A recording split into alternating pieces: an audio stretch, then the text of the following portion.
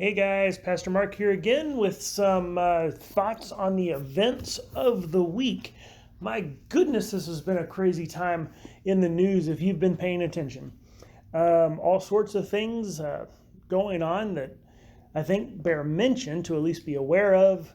I'm not sure how important it might be. It possibly could be, but Boris Johnson, the Prime Minister of Great Britain, is resigning amid scandals. Apparently during COVID, while he had people in lockdown, he himself was partying. That did not go over well.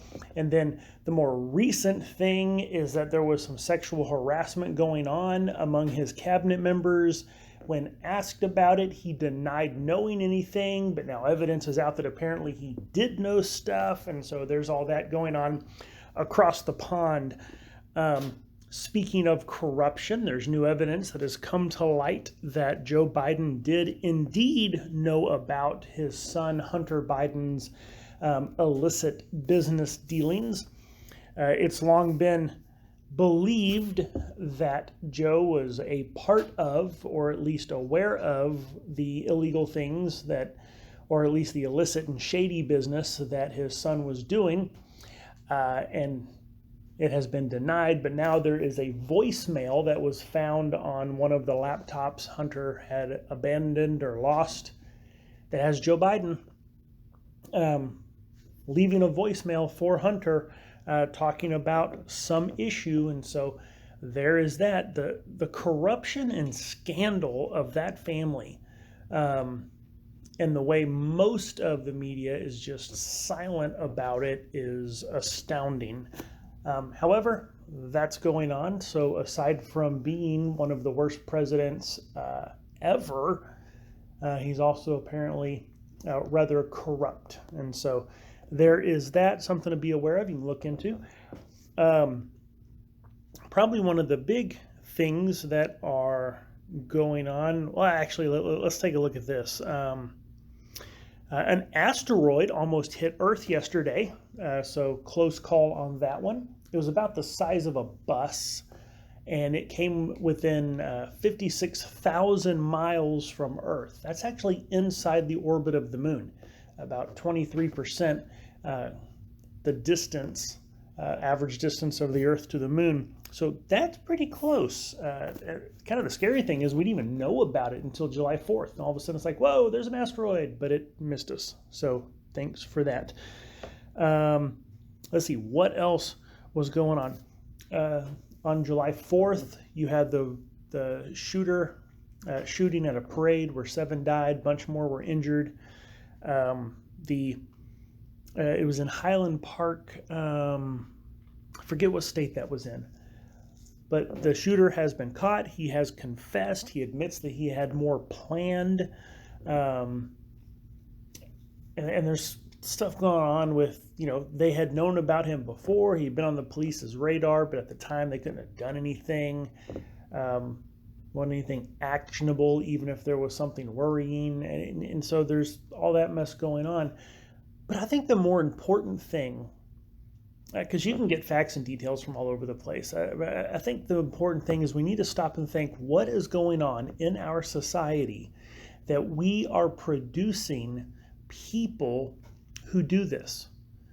I mean, because it's been pointed out many times that, even just a few decades ago, I remember within my lifetime, right, people driving around with a gun rack in the back of their truck with loaded rifles in, their truck, and no one was getting shot. These things weren't happening. It was rare.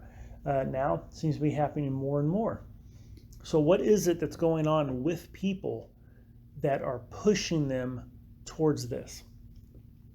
And I think the answer is probably found in similar issues that go on. For instance, there's this one story out of, I believe it's New York, where some women just totally trash this restaurant because they do not want to pay for their extra sauce. They ordered extra sauce. Extra sauce comes, I think it was like $1.75, and they didn't want to pay it. So they trashed the store. Here's a little bit of that video.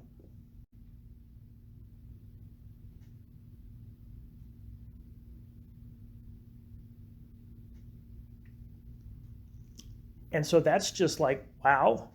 But as crazy as that may seem, it's not an isolated incident. This is actually happening more and more. There have been stories for months now about in places like San Francisco, shoplifters, because the DA is not prosecuting things under like $900 worth of stuff stolen. So shoplifters just running in and just, stealing all kinds of things. But this isn't that. This is people lashing out destructively and violently. I mean, this isn't even like a mob racketeering thing where they come in and break a few things. I mean, this is just people angry and lashing out. Here's a few more instances.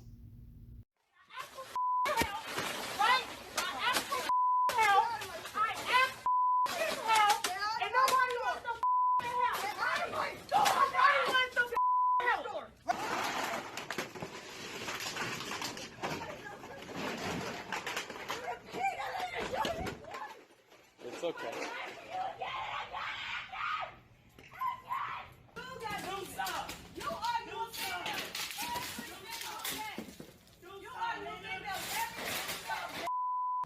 That is a grown woman laying waste to this Harrison Quick Check. Silently and methodically on a mission to destroy.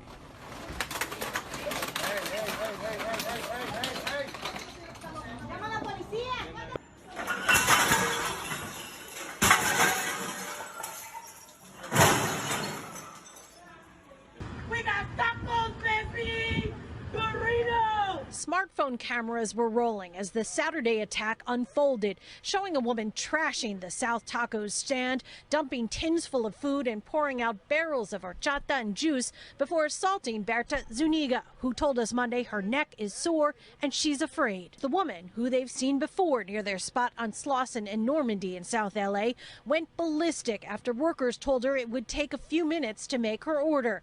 After hitting Zuniga, they say she fixed herself a plate of food and then, as seen here, spit on everything left behind. You see things like that and you wonder why. What is going on in that person's head, what's going on in that person's heart, that is the way that they act. And I think part of it does have to come down to God. It does have to come down to an understanding of who we are and that there is a creator and there is a sovereign, that we are answerable. People and culture seem to be lost and hurting. I mean, for the first time in decades, we have a generation who will not be financially better off than their parents.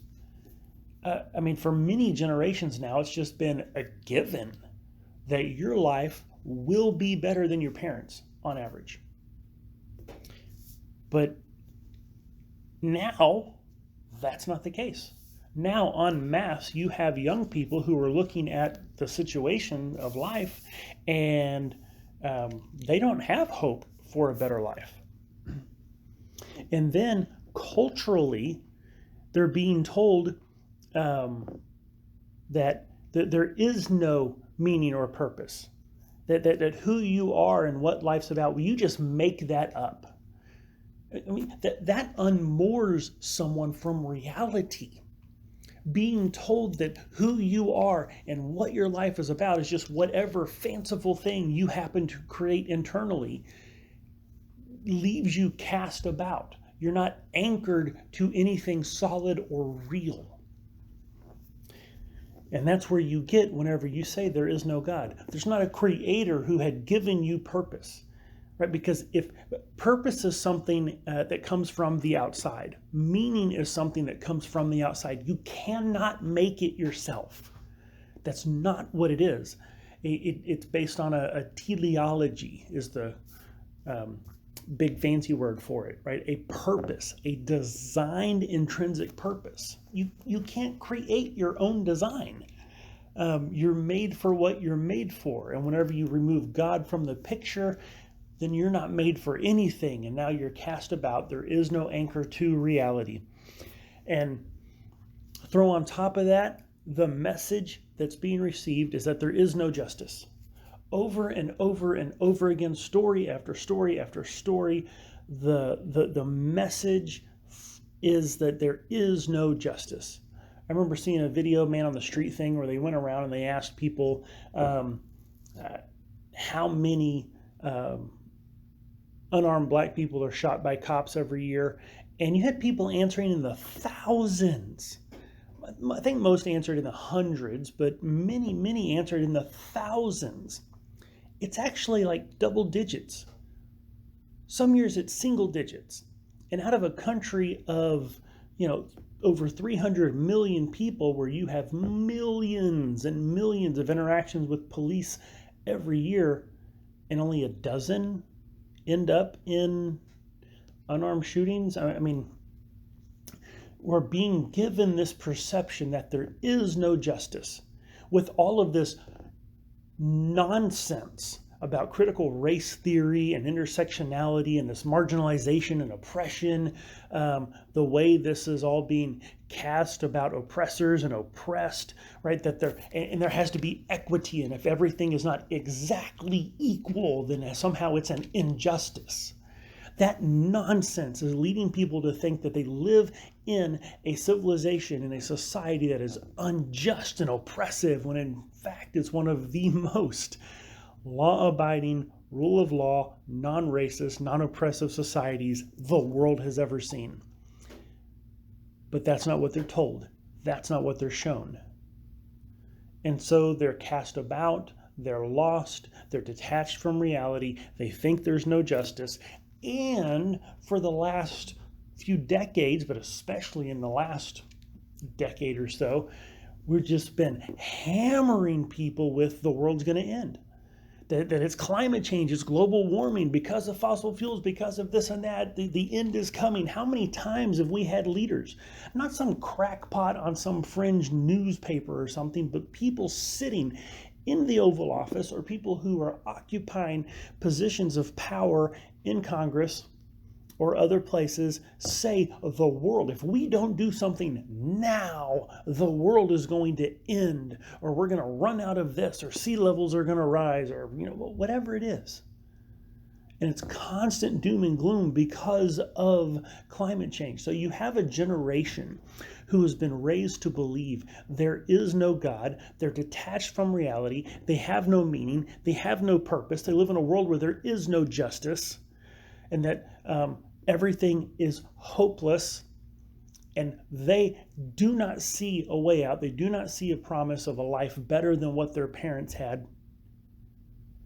They're angry. They're lost. They're hopeless. They're fearful. They're despairing. Of course they're going to act out. And especially whenever they're told that their life is about them, and when they don't get their way, what they feel, what they deserve, it's an injustice and they're being mistreated. So they lash out. You get a perfect storm of a situation and they snap. Instead, we need to be teaching people the truth, that there is a God, that you were actually made for a purpose, that your life does have meaning, that there really is justice, and that there is hope for the future. That's what we need to be teaching people, the truth about their lives. Okay, let's see if we can end on some positive notes. First off, did you notice that gas prices are down? Last week I said something I think is a little bit wrong. And I noticed gas prices down. I remember hearing something about a gas tax holiday. Apparently that hadn't actually happened. So last week I mentioned something about a gas tax holiday. I was wrong. Should have done my research. That had not gone into effect. It was just being talked about. Actually, what gas prices going down are likely due to is demand has gone down. First off, they just gotten so expensive, people just weren't buying gas. And so that lowered demand. And then you have China, which is one of the biggest consumers of gas in the world, is having apparently another outbreak of COVID, and they are in massive lockdown over in China, so that's using less gas. So demand is down. Is this going to be the trend? I actually saw several different and heard different reports. Some say yes, some say no. The real fact is nobody knows. So let's be prudent. Don't be wasteful. Follow what the Bible says about prudence and wisdom and using discernment. And but for right now, whatever happens, let's enjoy. I'm actually saying let's enjoy the lower price of gas. And I filled up today for $3.98. And I'm supposed to be happy about $3.98. Well, at least it's not $4.50. So there is that. Lastly, I heard this really neat story. A second grader in New York saved one of their classmates from choking. He had watched a TV show where they did the Heimlich maneuver, and whenever he saw his classmate choking, he ran over and did the Heimlich maneuver and saved his classmate, a second grader. How old are second graders? 8, right? 8 or 9? That's just cool. And so that is a fun thing to end on. That, hey, in order to help someone, you don't have to be someone special. You don't have to have a position. You don't even have to necessarily have proper training. Just help. You see someone in need and you go help. God created us as social beings. That's what we're supposed to do. And that's just a fun story, but a reminder that let's be there for each other. So, all right. That's what's been going on this week beyond the pews. Have a good day. That little church on Liberty Hill, come praise the Lord, let your cup be filled. Raise your voices and we'll sing, let God's freedom ring from that little church on Liberty